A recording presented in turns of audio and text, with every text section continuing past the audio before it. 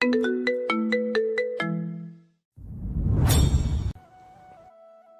নাকি বাসর ঘর বিনা বাসর করেছি। কথা পেয়ে শিশির এবার ফোন থেকে মুখ তুলে তাকালো কুয়াশার পানে। সে আবারও বলল, নিহার ভাইয়ের বাসর ঘর দেখে বলেছিলাম কি সুন্দর করে সাজিয়েছে, তা থেকে। শিশির তা শুনে ফোন এবার রাখলো পাশে। বালিশের উপর থেকে এক হাতে ভর দিয়ে মাথা ধরে শুয়ে কুয়াশার দিকে ঘুরে পূর্ণ দৃষ্টি দিল। সে বলল, তোর বাসর ঘর সাজিয়ে বাসর করার ইচ্ছে ছিল, এখন নেই। আরে আগে বলিসনি কেন? কখন বলতাম? বিয়ে কি আমাদের তেমন হয়েছে? ওসব বিয়ের সাথেই মানায়। বিয়ে যখন আর সবার থেকে ইউনিক হয়েছে, সো বাসরও ইউনিকই হয়েছে। আমরা কাপলও ইউনিক। অনুষ্ঠান করে বিয়ের ইচ্ছে ছিল? তুষার তুহিন ভাইয়ার বিয়েতে দেখেছিলাম, ইচ্ছে হতো ওভাবে বিয়ে করার। আমি বাবার সাথে কথা বলবো। বাবারা তো বলেছিল আমরা মানলে বড় অনুষ্ঠান করবে। ঢাকায় চলে গেলাম, এই জন্য আর হয়ে ওঠেনি। তার উপর বাবার ওই অবস্থা হলো, ফ্যামিলি ক্রাইসিস দেখেছিলে তো, এই জন্য আমিও কিছু বলিনি, নিজেও পড়াশোনা করছিলাম। আরে ধুর, ওসবের এখন আর কোনো ইচ্ছে নেই আমার। আমাদের বিয়ে ওটাই ভালো ছিল। এখানে আয়োজন করে আবার কি হবে এতগুলো বছর পর, বলো? আমার কি আর মায়ের বাড়ি আছে আলাদা? কোনো মজাই হবে না। সবই তো হয়ে গেছে, এখন আবার নতুন করে ঢং করার কোনো ইচ্ছে নেই। আমি বলেছি অন্য কোথাও বিয়ে হলে, মানে অন্য বাড়ি অন্য ছেলের সাথে, সেটা তো হয়নি। এই বাড়িরই মেয়ে, এই বাড়িরই ছেলে, তো এইসব ঢং করে এখন কি হবে বলো? অযথাই টাকা নষ্ট ছাড়া আর কিছুই না। আমাদের ওই বিয়ে পারফেক্ট ছিল, সারা জীবন মনে রাখার মতো। হায় রে, কিভাবেই না জোর করে বিয়ে দিয়েছিল। সেদিনের কথা ভাবলে এখনো বুকটা আমার ফাইটটা যায়। কিভাবে না একটা গলা চুলকানোর গোডাউনের গলায় ঝুলিয়ে দিয়েছিল সকলে, লাইক বানরের গলায় মুক্তোর মালা। শিশির আগের কথা যেমন তেমন, শেষের কথা শুনে ক্রমেই ভ্রু কুচকে নিয়ে রেগে উঠল। কত বড় সাহসী গোবর ঠাসার, মানে তাকে বানর বলল? শিশির রেগে মেগে দাঁতে দাঁত চেপে বলল, গোবর ঠাসার বাচ্চা! বলেই দু হাতে কুয়াশার পেট ধরে নিজের শরীরের উপর তুলে নিয়ে চিত হয়ে শুয়ে পড়ল। কুয়াশা খিলখিল করে হাসছে। শিশির রাগের সাথে বলল, এই ফাজিল, তুই আমার বানর বললি? হ্যাঁ বেয়াদব! হ্যাঁ, বুঝতে লেট করো কেন এত? শিশির দিল চুল টেনে। কুয়াশা আ করে উঠল। শিশির বলল, তবে তুই ঠিকই বলেছিস, আমাদের সবকিছু ইউনিক, বাসরটাও করলাম ইউনিক। আহা, এখনো সেই ফার্স্ট নাইটের কথা মনে পড়লে। অসভ্য বুনো হলে একটা, চুপ করো। শিশিরের কথায় মুখ ধরে থামিয়ে কুয়াশা বলে উঠল উক্ত কথাটা। শিশির হাসছে। সে বলল, হ্যাঁ ইউনিক। আমার আর ইচ্ছে নেই ওসবের, এক বাড়িতে ওসবের দরকারও নেই। তোমার সাথে সুখে সংসার করব সারা জীবন, এটাই এখন আমার একমাত্র চাওয়া। এর বেশি আর কিছুই চাওয়া নেই আমার। আল্লাহর কাছে যা চেয়েছিলাম সেই কোহিনূর তো আমি পেয়ে গেছি। শিশির মুখ থেকে কুয়াশার হাত তুলল। কুয়াশাকে শরীরের উপর থেকে টেনে মুখের সামনে নিল। এক হাত গালের উপর নিয়ে বলল, ইনশাল্লাহ আজীবন তোকে সুখে রাখার চেষ্টা করব। আমার মৃত চাচুরা আমানতের দায়িত্ব নিয়েছে, বাবা চাচুরা নিজ হাতে তুলে দিয়েছেন, আমিও পালন করব। আমার বউটাকে সব সুখ দেবার ইচ্ছা করব। কুয়াশা আবেশে শিশিরের বুকের উপর মাথা রাখলো। শিশির একটুখানি ঘুরে লাইট অফ করে দিয়ে দুই হাতে জড়িয়ে ধরল কুয়াশা। ওভাবেই চোখ বুঝলো সেও। আজ মালিথা ভিলায় বউ ভাতের অনুষ্ঠান। সকাল ভোরে আলো আধারের ন্যায় কাটতেই সব আয়োজন শুরু হয়ে গেছে। বড়রা অর্থাৎ জাকারিয়ারা, তিন চা সহ জাকির, জাহিদ, মালিথারা তদারকি করছে। বাবরচিরা রান্নার কাজে লেগে পড়েছে। আত্মীয়দের সকালের খাবার রান্না করে অনুষ্ঠানের রান্না করছে। বাসন কোসনের টুংটাং, আত্মীয়দের হট্টগোল। ছোটদের মাঝে অনেকেই এখনো নিচে নামেনি। শিশির কুয়াশা নিচে নামলো সেই সময় একসাথে। বৃষ্টি, ইয়াসমিনও এলো। বর্ষণ এখনো ঘুমোচ্ছে তুষার তুহিন বাবাদের সাথে। শিশিরা নামতে একে একে অনেকেই একটু পর চলে এলো। রিজভি, স্মৃতি, মিহির, ঈশা, অয়ন, শান্ত, নাদিম সকলে এলো। অনিরা এখনো আসেনি। বসার ঘরে বসে সব টুকটাক গল্প করতে লাগলো। আজানের সময় নিহার শশীকে তুলে পাকসাফ হয়ে নামাজ পড়েছে। শুধু নামাজটা কোনো রকম আদায় করেছে শশী। শরীর কাঁপুনি দিয়ে জ্বর এসেছে তার। একদম নেতিয়ে পড়ে আছে বিছানায়। ব্যথা বিষে জর্জরিত পুরো শরীর। এদিকে পেট ব্যথায় ফোপাচ্ছে, চোখ থেকে টপটপ করে পানি পড়ছে।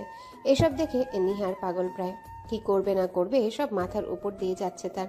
বউ তার একদিনেই নাজেহাল, আর সে কিনা এই কয়টা দিন আদরে আহ্লাদে রাখতে চেয়েছিল। ভবিষ্যৎ তার বানের জলে ভেসে যাবার মতো। সে তো অতি সাবধানেই ছিল, তবুও এই অবস্থা। মেয়ে মানুষের এতটা নাজুক হলে চলে? বয়সও তো কম না, 19 চলে তবুও। এই জন্য সে বলেছিল শরীর স্বাস্থ্য ঠিক করতে। শরীরে তো হাড্ডিগুড্ডি ছাড়া কিচ্ছু নাই কো। সাথে জোর বলো নাই। ভেবেই একটু বিরক্ত লাগলো নিহারের। পাশে বসে থেকে মাথা ঘুরিয়ে শশীর উদ্দেশ্যে বলল, দিলাম শরীর স্বাস্থ্য ঠিক করো, একটু জোরও নেই শরীরে। এই শরীর নিয়ে নেচে তো ভালোই বেড়াতে পারো তিরিং বিরিং করে। তোমার এই অবস্থা দেখে মনে হচ্ছে আমি রাতে অসুর হয়েছিলাম। শশী কিছুই বলল না। সে আগের ন্যায় বিছানায় বালিশে মুখ গুজে ফুপিয়ে চলল। নিহার ভাবছে কাকে ইনফর্ম করলে ভালো হবে আর সবকিছুর হ্যান্ডেল করে সলিউশন পাওয়া যাবে। যদিও ফার্স্ট এড বক্সে নর্মাল পেন কিলার, জ্বরের অ্যান্টিবায়োটিক আছে, কিন্তু এতে কাজ হবে বলে মনে হয় না। জ্বর অতিরিক্ত উঠেছে, তাই একেবারে ভালো ওষুধ দিয়ে ব্যথা জ্বর কমানোর কথা ভাবলো। আজ এভাবে পড়ে থাকলে ব্যাপারটা একদমই খারাপ হবে। ডক্টরের পরামর্শ নিতেই হবে, ভালো ঔষধ দিতে হবে। ভাবতে ভাবতে সে আগে শশীকে থামানোর প্রস্তুতি নিল। বউটা তার বাচ্চার সাথে অতিরিক্ত নাজুক হাড়ে হাড়ে টের পেয়েছে। এরপর থেকে নিজের আরো সাবধান হতে হবে ভেবে শশীকে হাত ধরে তুলে নিজে আধা শোয়া হয়ে বসেছিল সেই কোলে বউকে বসে জড়িয়ে নিল। বুকের উপর মাথাটা নিয়ে বাচ্চাদের মতো করে জড়িয়ে ধরল। শশীও চুপটি করে রইল। জ্বরে পুড়ে যাচ্ছে, কি যে করবে মেয়েটাকে নিয়ে। বাড়ি ভর্তি আত্মীয় স্বজন, কি ভাববে। লজ্জায় মাথা কাটা যাবে বইয়ের এই অবস্থা টের পেলে। একে যত জলদি সুস্থ করা যায় ততই ভালো ভেবে বলল, খুব ব্যথা করছে? হ্যাঁ। জ্বরও ভালোই তুটছে। বলেই কপালে চুমু দিল। দুই হাতের আজলায় নিয়ে আহ্লাদি বাণী ছুড়ল, সরি পাখি, কেঁদো না। আমি সরি, বউ হিসেবে আমি পারফেক্ট না আপনার। আপনার কোনো দোষ নেই। নিহার বিদ্যুৎ গতিতে শশীর মুখের দিকে তাকালো। শশী লজ্জা পেয়ে গেল, তবুও বলল, আপনি পারফেক্ট স্বামী, সব দিক দিয়ে পারফেক্ট। ইস্রে পাকা তো আর সাধে বলি না, বাচ্চা বউ আমার কি পাকা দেখো। শশী মুখ খুলে শব্দহীন হেসে ফেলল। নিহারের বুকে কপাল ঠেকিয়ে দিল। নিহারও ঠোঁট টিপে হাসল। বুকের সাথে চেপে ধরে কল দিল শান্তকে। ওপাশ থেকে রিসিভ করলে সে বলল, শালা, ঘুম তোদের ভাঙেনি? সারা রাত কি করেছিলি তোরা? শালা, আমাদের ঘুম ঠিকই ভাঙছে, তোরই ভাঙেনি। সারা রাত জায়গায় তুমি ছিলা বেটা, আমরা না। এখন উল্টা গালাবাজি রাখ আর বল কি হয়েছে। নিহার এবার শীতল হলো। হুমকি দেয়া স্বর করে বলল, মেসেজ করছি, যা বলবো একদম কাটা কাটা করবি, নয়তো আজ আমার নতুন জোতা জোড়া ছিঁড়ি ছাড়বো কিন্তু। বলেই কল কেটে দিল। মেসেজ করে সেন্ড করলো। শশী হতবাক হয়ে গেল, বলল, এইসব কি? না, শান্ত ভাইয়াকে এসব বলেছেন? শুধু বলেছি শিশিরকে সাথে করে ডক্টরের কাছে যেতে, এছাড়া তো উপায়ও নেই। আমি এখন বেরোতে পারবো না, ভাইরা নানান রকম প্রশ্ন করবে, বিব্রত হব, লজ্জায় পড়তে হতো পরিবারের সামনে, তাই ওসব ঝামেলায় গেলাম না। শিশির সবটা হ্যান্ডেল করে নিবে ওইদিকে। ভাই আমার প্রচুর বুদ্ধিমান, ডক্টরের কাছে নিয়ে গিয়ে কল করাবে সরাসরি, ডক্টরকে আমি নিজেই বলবো। শশীর তবুও লজ্জা লাগছে, বলল, লজ্জা পাচ্ছি আমি। বলে মুখ ঢাকলো বুকে। নিহার হেসে বলল, তুমি যদি জ্বরে এইভাবে পড়ে থাকো, এমনি তো লজ্জায় পড়বে, একটু পর সকলে জেনে যেত, তখন কি করতে? আর পরামর্শ অনুযায়ী ভালো ঔষধ খেলে 1-2 ঘন্টার মাঝে কমে যাবে সবটা, তাহলে ম্যানেজ করে নিতে পারবো, বুঝলে? আমি চাই না আমার বউ গুরুজনদের সামনে লজ্জায় পড়ুক। শিশির আমার ভাই ঠিকই, কিন্তু ওর সাথে আমার বন্ধুর মতো সম্পর্ক। আর তোমার বড় ভাইও তাই, ওকেও সরাসরি কিছু বললাম না, এমনি বুঝে নেবে। সব দিকে বিবেচনা করে এটাই বেটার মনে হলো আমার। সো নর্মাল হও। শশী মুগ্ধ হলো স্বামীর উপর। কি সুন্দর পরিবার থেকে বউকে প্রোটেক্ট করে নিচ্ছে। সত্যি এসবে পরিবারের সামনে লজ্জায় পড়তে হতো। নিহার বলল, একটু কষ্ট করো, একটু পরে ওষুধ আনবে, আমি ভাবিকে খাবার নিয়ে ঘরে পাঠিয়ে দেব, সব ম্যানেজ করে নেবে। থেমে শশীর মুখ উঠালো। একটু মেকি ঝাঁজ নিয়ে আবারও বলল, তোমার চোখ মুখ বসে কি অবস্থা হয়েছে দেখেছো? একদিনই কুপকাত, জট্টর বাদিয়ে বসে থাকলো, আমার ছুরিটা মাটি করে দিল একদম। শশী নিহারের মুখের দিকে তাকিয়ে হতভম্ব হয়ে বসে রইল। কথাই বলতে পারল না। নিহার শশীর দিকে তাকালো, বলল, কি ওইভাবে কি দেখছো? ভুল বলেছি আমি? শশী বিরক্ত হয়ে নিহারের বুকে কামড় বসিয়ে দিল, বলল, হ্যাঁ, ভুলই বলেছেন, ফাজির পুরুষ লোক।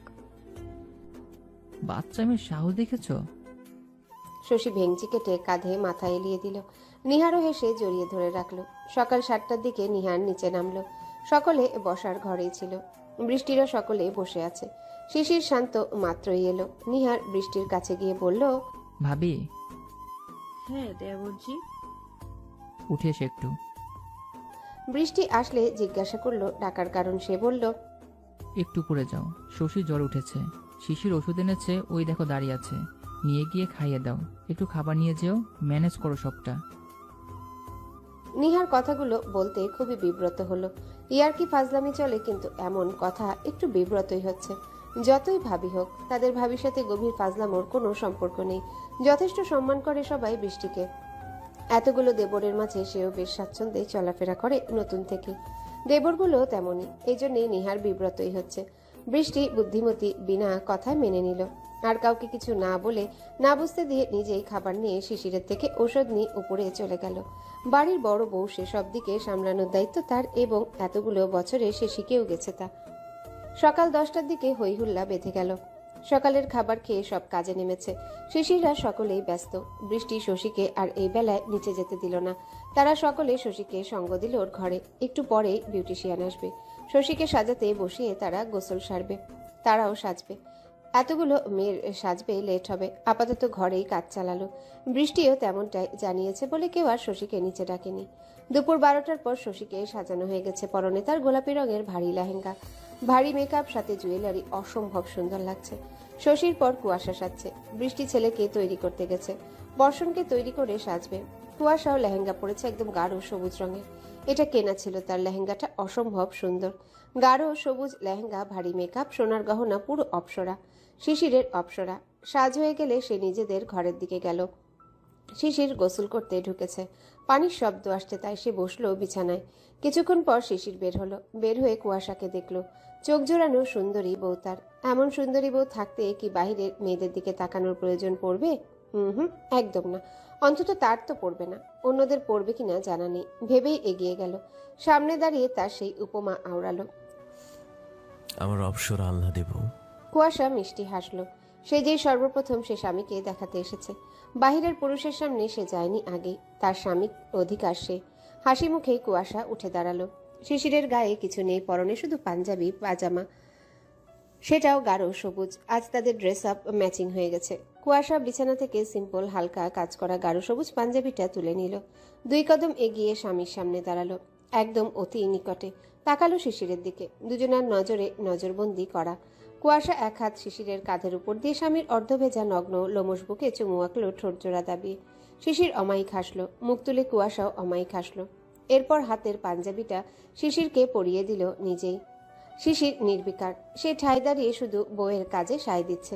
আবার বিছানার উপর থেকে কালো কোটিটা তুলে নিল, কোটিটার বোতাম খুলল। এরপর শিশিরকে হাত দিতে ইশারা করলো। বিনা বাক্য বউয়ের থেকে পড়ে নিল। কুয়াশা অতি যত্নে এক একটা বোতাম লাগালো পাঞ্জাবির উপরের কালো কোটিটার। শেষ করে তাকালো। শিশিরের ভেজা চুলগুলোর মধ্যে হাতের আঙ্গুল গলিয়ে দিয়ে এলোমেলো করলো চুল। হাসলো দুজনেই। কুয়াশা এক হাতে লেহেঙ্গা ধরলো, অন্য হাতে শিশিরের ডান হাত। এগিয়ে গেল মিররের সামনে। তাকালো দুজন পাশাপাশি হয়ে দাঁড়িয়ে থাকা অবস্থায়। ইস, কি সুন্দর মানিয়েছে দুজনকে, পারফেক্ট কাপল। কুয়াশা কালো বেল্টের ঘড়িটা তুলে নিল ড্রেসিং টেবিলের উপর থেকে, সেটাও শিশিরের বাম হাতে পরিয়ে দিল।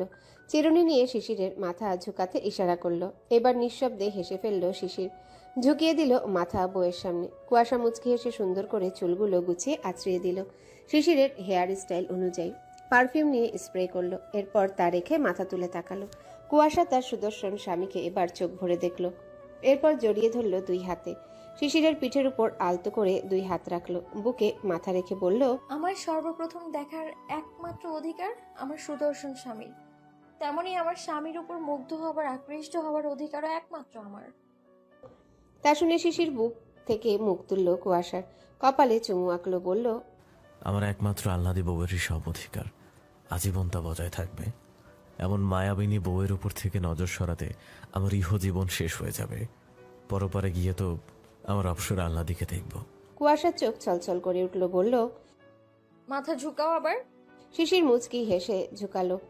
সে শিশিরের কপালে চুমু দিল, মুখ তুলে চোখের অতল গহ্বরে চেয়ে বলল, আল্লাহ যেন এই ইহ জীবনের মতো জান্নাতি সুখ আমায় পরকালেও দেন। আমি যেন আমার স্বামীর সাথে পরপারেও এইভাবে থাকতে পারি, সেখানেও যেন আমার জান্নাত আমার শান্তির কারণ হয়। কুয়াশার কথায় বুকের কোথাও গিয়ে যেন লাগলো তার, প্রশান্তিময় হাসলো, বুকটা ভরে উঠল। ইস, এত সুখ কোথায় রাখবে সে? এই মেয়েটাকে কখনো এমন ভাবেইনি, অপছন্দের জন্য কখনো ভালো গুণ দেখেনি। মেয়েটা যে অমায়িক।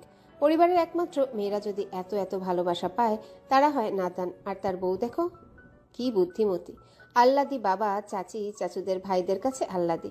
এখন তার একমাত্র আহ্লাদি। এই মেয়ের সাথে সংসার করতেও তার শান্তি মনে হয়। সারা জীবনেও বোধহয় বিরক্তি আসবে না। আসবে কি করে? মেয়েটা তো সেই সুযোগই দিচ্ছে না। 3টা বছর হতে যাচ্ছে, এখনো রোজ রোজ সম্পর্কের নতুনত্ব পায় সে। মেয়েটা রোজ নতুন নতুন অনুভূতির সাথে পরিচয় করায়। কুয়াশা হাসলো। এরপর জুতোর র্যাক থেকে শিশিরের জুতো আনলো। সামনে লেহেঙ্গা একটু তুলে নিয়ে বসলো হাঁটু মুড়িয়ে। শিশির হতবাক, অবাক হলো। বিমূঢ় বদনে চেয়ে রইল। একটা জুতো নিয়ে মাথা তুলে বলল, পা দাও। শিশির তড়াক বলল, ওঠ, আমি পরে নিচ্ছি। বেশি বলো সব সময়, পা দিতে বলেছি না, দাও। বিরক্ত আর জিদ্দি সর্দার। শিশির উপায় না পেয়ে দিল। একে একে 2 পায়ে পরিয়ে দিল। এরপর উঠে পড়ল। তাকালো শিশিরের পানে। শিশির অনিমেষ চেয়ে বইয়ের দিকে। এরপর হাত ধরে টেনে শক্ত করে বুকের সাথে জড়িয়ে নিল। কুয়াশাও ধরল। হাসল সে। সময় নিয়ে জড়িয়ে নিজের বুকের প্রশান্তি মেটালো। বইয়ের উন্মুক্ত কাঁধে চুমু দিল ঠোঁটজোড়া রেখে। ছেড়ে দিয়ে উন্মুক্ত বুকে চুমু দিল। এমন লক্ষ্মীমন্ত বইয়ের প্রতি সে আবেগী হয়ে উঠল। তাকিয়ে দুজনাই মুচকি হাসল। শিশির বইয়ের হাত ধরল শক্ত করে, আঙ্গুলের মাঝে আঙ্গুল গলিয়ে দিয়ে। এরপর বলল, চল। বলেই পা বাড়ালো। কুয়াশাও বিনা বাক্যে পায়ে পা মিলালো। নিচে নামলো শিশির, কুয়াশা হাত ধরে একসাথে।